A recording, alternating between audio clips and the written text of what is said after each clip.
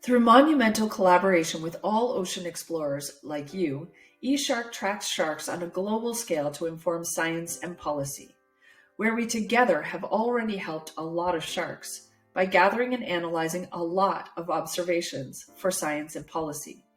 At eShark, our vision is a world where sharks are protected and restored to their former abundance and value in the ocean. And our mission is to unite all ocean explorers to track sharks to understand their needs. To accomplish this, our goal is to gather and process 1 billion observations per day of sharks with zeros and threats. We do all of our work through massive collaboration and capacity sharing. We are not using annoying paper log sheets, phone hotlines, or emails. Instead, we're using technology.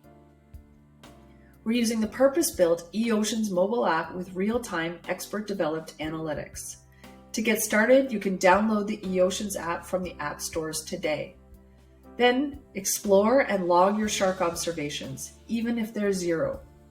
And if you see something interesting about the sharks you do see, you can click on the health heart and record many things, like size, hooks, feeding, injuries, mating, cleaning, etc. Also, log potential threats that you see, such as ghost gear, poaching, plastic pollution, noise, and more. An important thing to note about the eOceans platform is that it takes an ethical approach to data collection and sharing, such that data contributors, like you, own your data, and you can decide who to share your data with.